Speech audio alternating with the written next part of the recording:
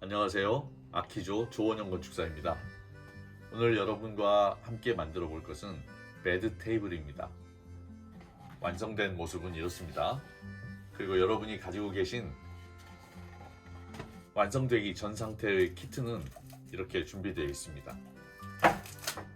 큰 판 한 장과 다리로 사용하는 작은 판, 그리고 봉투에는 사포 하나, 그리고 나사못 4개, 삼각형 구조 보강을 위한 헌치가 4개가 들어있어요.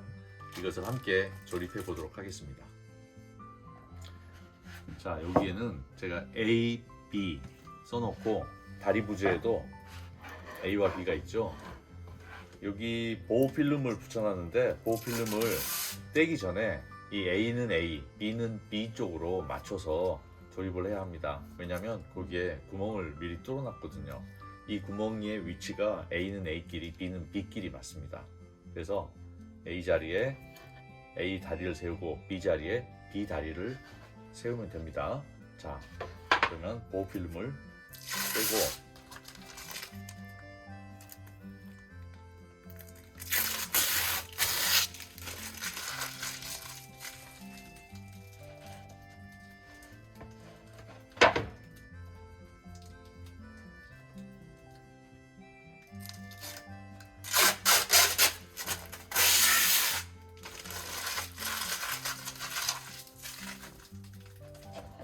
이렇게 해서 세우면 되는데요. 이때 이렇게 해서 나사못을 끼우기가 쉽지 않죠. 자, 그러면 어떻게 하면 쉬운지 보여드리겠습니다. 책을 쌓아서 다리의 높이 비슷한 정도로 높이를 만들어 주시면 됩니다. 그래서 그 위에 상판을 올리고 여기에 맞춰서 나사못을 끼워서 조립하면 되겠죠. 이때 A, B의 위치가 중요한 게 이 위치가 A는 A끼리, B는 B끼리 맞춰놨다는 그런 의미입니다. 다리와 상판이 만나는 부분에 나사못으로 조립만 해도 어느 정도 힘은 받지만 거기에 접착제를 부어주시면 훨씬 낫습니다. 저는 지금 순간 접착제를 놓고 있는데 순간 접착제는 매우 강하죠. 목공 본드를 써도 되긴 하지만 지금 현재 UV 코팅이 돼 있어요. 이 면에 코팅이 돼 있어서 목공 본드는 정확하게 흡수가 잘 안 됩니다. 안 붙이는 것보다는 훨씬 낫지만 그래도 순간 접착제를 써주시는 것이 굉장히 강한 결합을 할 수 있게 되죠. 자, 이렇게 해서 나사못을 십자 드라이버로 잘 돌려서 조여주시면 아주 튼튼하게 구조체가 완성이 됩니다. 본드가 없으면 그냥 이렇게 나사못으로만 결합을 해도 사용할 수는 있지만 오래 사용하기는 좀 힘들어져요. 자, 이렇게 해서 한쪽을 끝냅니다. 그러면은 반대쪽도 같은 방법으로 하면 되겠죠.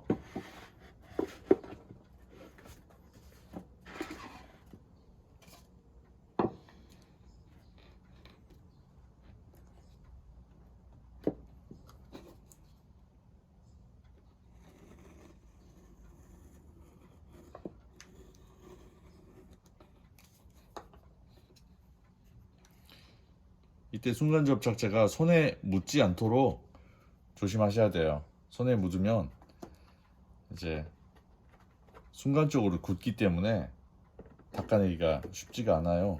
그래서 가급적이면 묻지 않도록 하시는 게 좋습니다. 말씀드렸던 대로 목공 본드로 해도 안 한 것보다는 훨씬 나아요.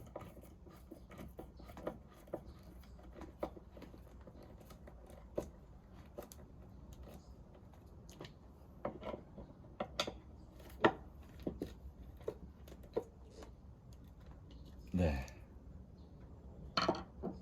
자, 간단한 조립 과정을 마친 후 이렇게 베드 테이블이 완성됐습니다. 지금 이 상태로 써도 튼튼하게 잘 쓸 수 있어요. 그런데 조금 더 단단하게 만들기 위해서는 여기에 이 삼각형 구조 보강 부재인 헌치를 양쪽에 2개씩 이렇게 붙여주는 겁니다. 자, 붙여보겠습니다.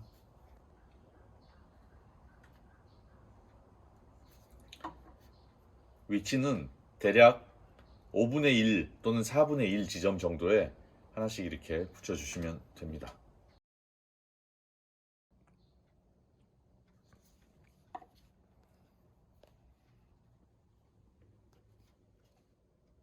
대략 전체에 4분의 1 또는 5분의 1 지점 정도에 이렇게 붙여서 잠시 누르고 계시면 됩니다.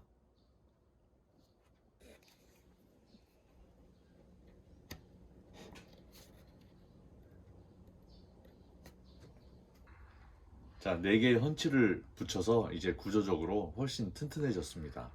그런데 이 순간 접착제와 목공 본드, 원래 목공 본드는 굉장히 단단하게 잘 붙는 거지만 지금 여러분이 만드시는 이 합판에는 UV 코팅이 되어 있기 때문에 목공 본드의 접착력이 좀 순간 본드보다 약하다라는 말씀을 드렸는데요. 그럼 현재 이 상태에서 목공 본드와 순간 접착제의 강도가 어느 정도인지 한번 테스트를 미리 만들어 둔 사례를 가지고 해 보여 드리겠습니다.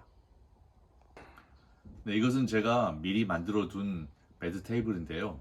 여러분 보시기에 오른쪽 이쪽은 순간 접착제로 붙인 거고 왼편에 있는 이것은 목공 본드로 붙였어요. 그럼 목공 본드로 붙인 것의 강도 테스트를 제가 먼저 좀 해보겠습니다. 안 한 것보다 훨씬 낫죠? 안 한 것보다 훨씬 난데 좀 더 세게 쳐볼게요. 세게 치니까 떨어졌어요.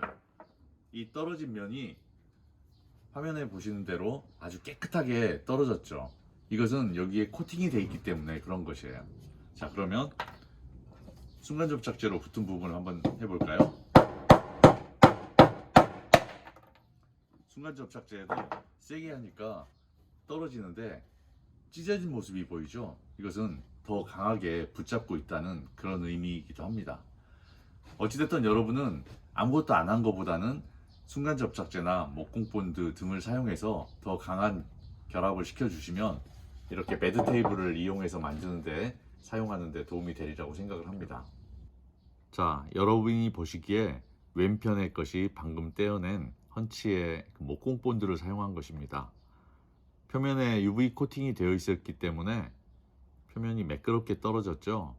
그런데 오른편에 있는 얘는 순간 접착제가 속으로 파고들면서 목질 부분을 같이 뜯어 나온 모습이 보여지고 있어요. 어떤 것이 더 확실하게 붙는지 알 수 있겠죠. 그런데 코팅이 되어 있지 않은 상태의 목재에는 목공 본드를 쓰시는 게 맞아요. 지금은 코팅이 되어 있기 때문에 순간 접착제를 쓰는 게 좋겠다, 그 말씀을 드렸습니다. 순간 접착제를 사용하실 때는 이 끝부분이 잘 맞을 수 있도록 면을 맞춰주는 게 중요합니다. 순간 접착제가 말 그대로 순간에 붙기 때문에 면이 안 맞으면 나중에 삐뚤게 이렇게 결합이 되겠죠. 그래서 면을 잘 맞춰준 상태에서 살짝 바르고 결합을 먼저 시켜준 후에 나사못을 조립하도록 그렇게 하는 게 좋겠습니다. 자, 조립은 다 끝났습니다. 쉽죠? 이제 마지막 작업 하나가 남아 있는데요. 그것은 바로 샌딩입니다. 지금 표면에 UV 코팅이 되어 있기 때문에 이 UV 코팅된 면을 샌딩하는 것은 아니고 날카로운 모서리 부분입니다. 이 부분을 샌딩하려고 합니다. 지금 여러분께 드린 것은 220번 사포입니다. 220번이라고 하는 것은 단위 면적 내에 220개의 알갱이가 들어있다라는 이야기죠. 숫자가 높으면 높을수록 부드러운 사포이고 낮으면 낮을수록 아주 거친 사포입니다. 220번은 여러분이 사용하시기에 적당한 정도입니다. 이게 넓은 면을 그대로 들고 있기보다는 이걸 좀 나눠서 쓰는 게 좋아요. 그래서 사포가 있는 쪽을 안쪽으로 해서 접어서 사용합니다. 접을 때는 검정색 사포면이 안쪽으로 가게 해서 접도록 하는 게 좋아요. 만약 뒤집어서 하면 잘못하면 피부가 다칠 수가 있으니까 이렇게 뒤집어서 이렇게 잘라내면 작게 쓸 수 있죠. 원하는 정도의 크기로 맞춰서 작은 사이즈로 만들어서 쓰는 게 편리합니다. 자, 이렇게 저는 4등분을 했습니다. 얘를 모서리 부분 있죠? 이 모서리 부분을 살살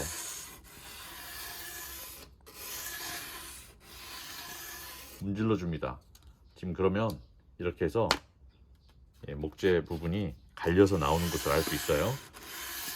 자, 문질러 줄수록 부드러워집니다. 그래서 모서리와 단면 부분, 톱질을 해서 잘라낸 이 단면 부분을 가볍게 샌딩을 해주면 되겠습니다.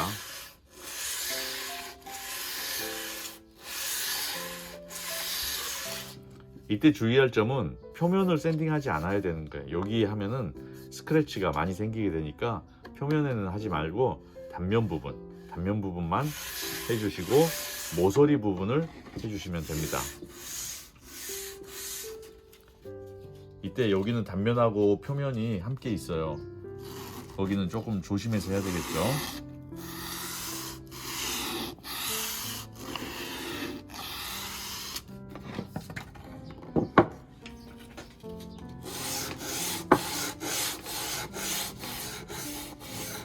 이 샌딩 작업에는 반드시 먼지가 수반됩니다. 먼지가 나오기 때문에 환기를 잘하거나 또는 야외에서 샌딩을 하시는 게 실내 공기 건강에 좋겠습니다.